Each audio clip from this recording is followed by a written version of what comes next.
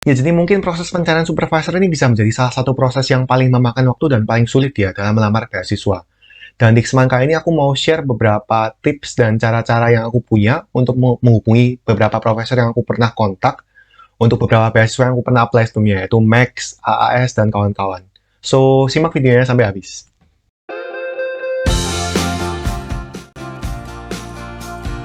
Jadi perjalanan aku memulai kontak-kontak profesor tuh kurang lebih mulai November 2020.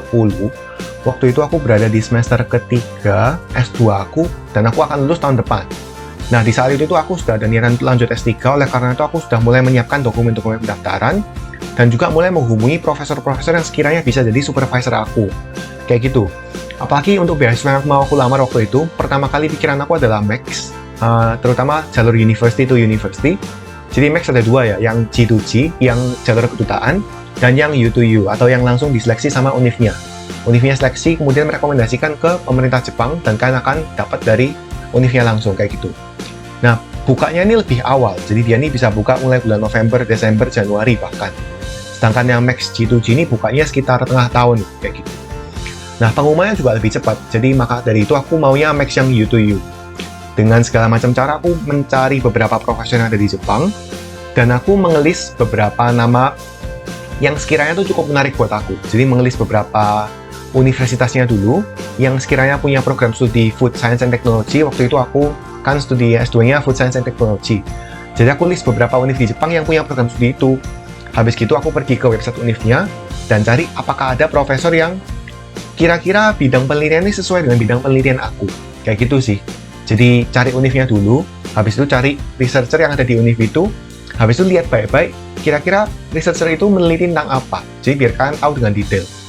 Aku kasih contoh di Excel sheet ini ya. Jadi di Excel sheet ini tuh list untuk profesor di Jepang yang memang aku kontak.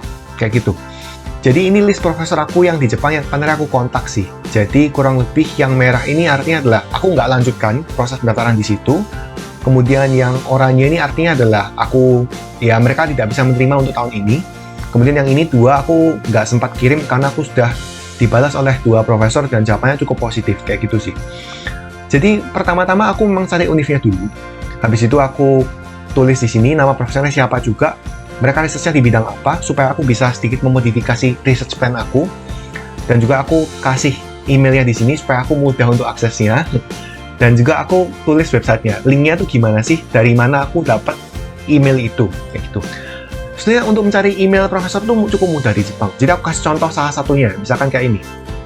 Jadi ini profesornya dari Mie University, dan ini kalau misalkan dalam bahasa Jepang ya kan translate saja dalam bahasa Inggris. Kalau misalkan di Google Chrome kan bisa kayak gitu. Jadi ada detailnya kayak gitu. Dia departemen apa, kemudian penelitiannya apa aja, dan ada emailnya kan kayak gitu. Terus kalau misalkan kalian mau lihat profil yang lainnya bisa cari di sini. Di researcher ya ini. University Faculty Introduction. Jadi kalian bisa nyari semua peneliti yang ada di univ ini, kayak gitu. Jadi rata-rata univ di Jepang punya sistem kayak gini sih. Jadi untuk memudahkan kalian mencari profesor yang bisa kalian email lah, kayak gitu ya. Setelah kalian dapat univnya, cari program studinya, cari profesornya, dan cari kontaknya, kayak gitu. Kalau misalkan kalian nggak dapat kontaknya dari website ini, kalian ketik aja nama profesor itu di Google. Siapa tahu dia pernah bikin publikasi dan emailnya tuh ada secara publik. Kayak gitu ya. Oke? Nah, jadi setelah aku mengumpulkan list-list email ini, yang banyak ini, aku memulai emailku satu-satu, kayak gitu. Ya, nggak semuanya berlangsung positif kan. Bisa kalian lihat sendiri tuh yang kasih respon positif tuh cuman berapa gitu. Yang benar-benar positif sampai bisa diteruskan loh, cuman 2. Dari sekian banyak, ya meskipun ada yang aku memilih untuk nggak melanjutkan sih dari yang merah itu. So let's see kira-kira aku meng-emailnya gimana. Jadi pertama, ini salah satu profesor yang pertama aku email ya, Profesor Hiromasa. Jadi dia dari mana ya, aku lupa. Kalau nggak salah Meiji University. Jadi aku emailnya kurang lebih template-nya kayak gini. Jadi bisa kalian tiru sedikit-sedikit, tapi kalian bisa modifikasi lah ya. Jadi aku mengenalkan diri aku secara singkat, kemudian program studi, dan kira-kira aku akan lulusnya kapan.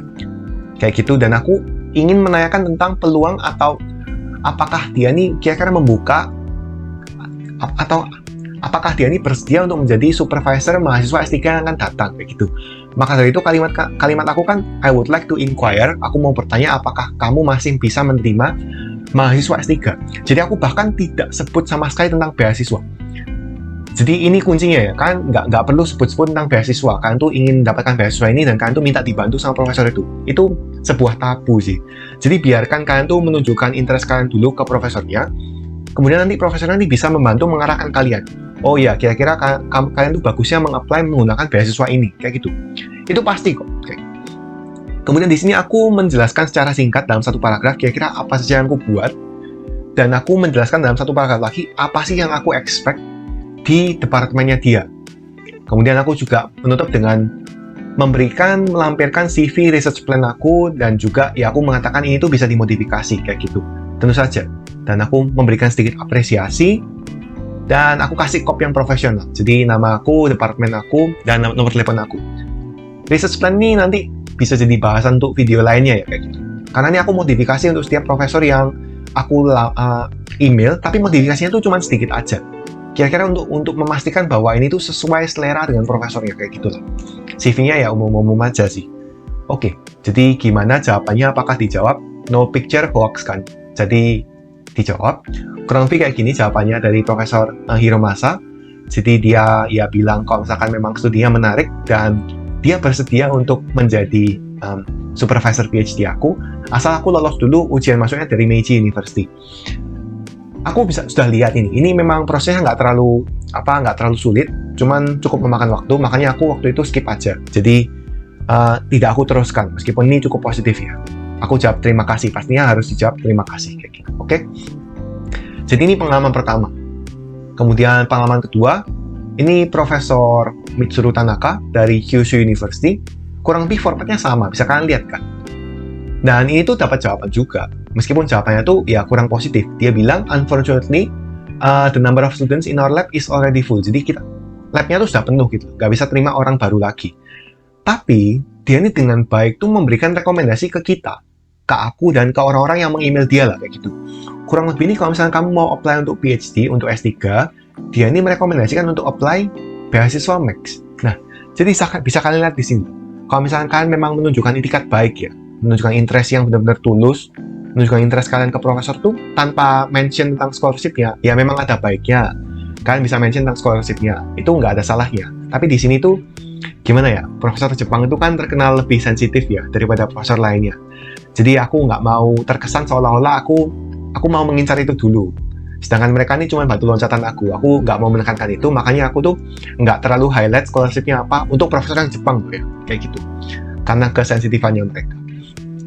Dan mereka merekomendasikan ke aku sendiri kan, Max bahkan kayak gitu. Oke? Dan aku kasih terima kasih untuk Profesor Mitsuru. Oke? Kemudian yang ketiga, nah ini juga salah satu email aku yang cukup awal juga ke Profesor Shigenobu Koseki dari Hokkaido University. Formatnya kurang lebih sama. Nah, tapi jawabannya ini juga kurang lebih sama kayak profesor yang sebelumnya, yaitu kurang lebih labnya ini penuh dan tidak bisa menerima dalam 3 tahun ke depan kayak gitu. Maksudnya untuk mahasiswa baru tahun ini yang akan lulus 3 tahun ke depan dan kayak gitu.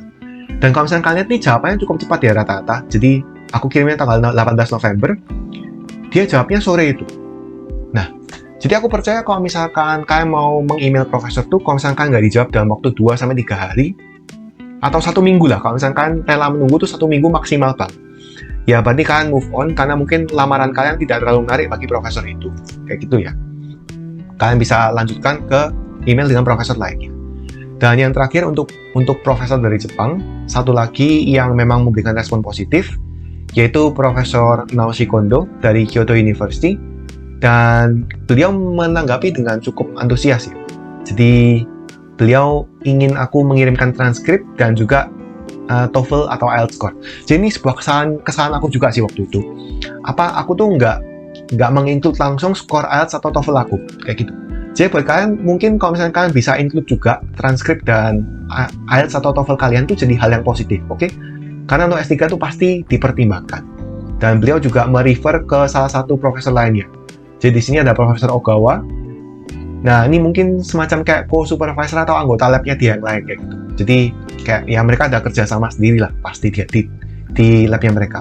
Kemudian aku membalas dengan ya, aku mengirimkan ini segala macam IELTS dan transkrip aku. Kemudian dia kasih jawab, kayak gini, dia tuh ingin interview aku, kayak gitu. Jadi ini adalah apa ya, jawaban positif pertama yang aku dapat sih dari Profesor Jepang, maksudnya benar-benar sampai ngajak aku interview tanpa ada tes macam-macam kayak gitu. Jadi kurang lebih kalian bisa dapat lah, maksudnya feel-nya kurang lebih kayak gimana. Dengan email-email yang kurang lebih kayak gini tuh kalian bisa mendapatkan jawaban yang ya yang memuaskan sih, tapi ya juga harus di backup dengan lampiran-lampiran yang juga memadai. Tapi kurang lebih tata keramanya seperti ini. Kemudian gimana pengalaman aku untuk email profesor lain untuk beasiswa AAS. Dan ini juga cukup mudah. Jadi profesor di Eropa ini relatif lebih gimana ya? Lebih approachable, lebih mudah untuk didekati, lebih mudah untuk diajak komunikasi. Kalau misalkan untuk profesor di Jepang ini aku cenderung lebih kaku ya. Aku karena kayak budaya sungkan tuh masih ada di aku. So, aku tunjukkan untuk email aku dari ini, University of Queensland. Di sini tuh aku waktu itu mau melamar beasiswa AAS. Jadi aku bilang memang aku ingin melamar, I'm planning to apply for Australian Award Scholarship. Dimana aku tuh memang butuh persetujuan dari supervisor aku, yaitu Profesor Daniel Cosolino ini. Dan di sini aku juga list semuanya. Jadi aku sudah belajar ya. Ini nih Februari 2021. Jadi aku sudah belajar. Jadi aku list semuanya kayak gitu. Oke. Dan aku juga kasih apresiasi ke dia karena dia memang salah satu ilmuwan yang tersohor di bidang studi aku. So, dengan ini semua kayak gimana? Dan jawaban dia juga cukup cepat, sangat cepat sekali malahan. Kalian lihat ya, ini Februari 18 jam 1.14 siang. Dan ini jawabnya jam 1.20, jadi 6 menit aja. 6 menit waktu dia untuk baca ini semua. Oke, kayak gitu. Cepat ya. Aku nggak yakin dia baca ini semua sih sebenarnya. Seharusnya, ya who knows lah. Kita lihat aja. Tapi dia jawab kayak gini, thank you for your email. Dan dia memang dengan penuh bersedia untuk menjadi supervisor aku. Dan dia juga dengan senang hati bisa memberikan informasi tambahan kalau misalnya aku mampu. Kayak gitu. Tapi sayangnya aku menarik lamaran aku dari AAS sih, karena aku memilih untuk studi di Leuven. Gitu. Nah, sebenarnya email-email kayak gini tuh efektif di mana aja sih? Aku akan tunjukkan bukti-bukti lainnya ke kalian kalau misalkan email ini tuh memang efektif. Jadi ini salah satu email yang aku kirimkan ke University of Helsinki, jadi di Finlandia, di mana aku mendapatkan undangan interview. Kemudian aku ada lamaran lagi juga di salah satu lembaga penelitian di Belanda. Jadi ini kayak kementeriannya dia, Kementerian Agrikulturnya. Aku dapat undangan interview juga kurang lebih. Jadi intinya adalah dengan email yang baik dan email yang tepat, dengan lampiran yang lengkap juga, kalian tuh bisa mendapatkan jawaban-jawaban yang let's say ideal. Kuncinya adalah kalau misalnya kalian nggak dibalas dalam waktu 2-3 hari, maksimal 1 minggu, kalian bisa move on untuk pergi ke profesor lain. Cara-cara mencari profesornya, ya kurang lebih kayak tadi, kalian bisa masuk ke website univnya dulu. Setelah itu kalian cari nama profesornya dan kontaknya itu pasti ada di situ. Tadi kan kita sudah bahas yang Jepang ya, coba aku akan kasih tunjuk contoh untuk mencari profesor di univ yang Australia deh, oke? Jadi aku langsung pergi ke Queensland University. Oke, yang ini. Oke, nah sekarang gimana cara aku cari nama profesor yang spesifik? Nah, jadi biasanya di researcher ya, di research atau researcher. Karena untuk memudahkan kolaborasi itu mereka menyediakan portal kayak gini. Jadi aku coba di research dan aku find a researcher atau mencari orang yang sekiranya bisa membantu aku menjadi supervisor aku untuk program S3. Jadi di sini aku bisa mencari beberapa researcher dengan kata kunci atau field of research. Jadi misalkan kayak language studies atau dan ada banyak field of research lainnya. Misalkan nih ya, aku cari supervisor untuk jurusan bisnis. Oke? Business and management kayak gitu deh. Find researchers. Sudah ada banyak sekali profesor-profesor yang ada di sini. Kemudian misalkan aku klik satu aja. Kayak gitu, dan ya emailnya sudah ada di sini. Kalian bisa email beliau, sudah ada list publikasinya lengkap, supervisinya dia tuh apa saja sih. Jadi kalau misalkan Queensland ini memang cukup lengkap sih. Di Aussie rata-rata kayak gini. Mereka tuh juga menginkludkan, mereka tuh lagi membawahi proyek-proyek apa aja kayak gitu. Jadi kurang lebih kayak gini sih. Ini tips untuk mencari supervisor entah itu S2 atau S3, karena juga untuk S2 pun dengan memiliki calon supervisor, dan kalian melakukan pendekatan melalui email, kalian tuh bisa mendapatkan keuntungan-keuntungan informasi dan juga rekomendasi bahkan. Kalau rekomendasinya dari mereka kan juga pasti lebih kuat untuk melamar beasiswa kalian. Jadi misalkan kalian mendaftar Max gitu ya, Meskipun untuk S2 lah. Tapi kalian tuh sudah memiliki ya surat rekomendasi dari profesor univ ini. Itu kan sebuah hal yang sangat bagus kayak gitu. AAS juga. Jadi ini sih saran dari aku. Jadi kalian coba aja cari univnya, cari profesornya, dan ya pokoknya kontak-kontak aja. Pokoknya kalian jangan terlalu menggantungkan harapan kalian semuanya ke satu profesor itu. Dan kalian jadilah orang yang fleksibel, sopan, dan komunikatif. Ya, semoga video kali ini membantu. Buat kalian yang masih kesulitan untuk cari supervisor atau butuh bantuan untuk kontak supervisor, bisa tulis di kolom komentar di bawah atau email langsung ke aku. Semoga video ini membantu. Thank you for watching and see you on the next video.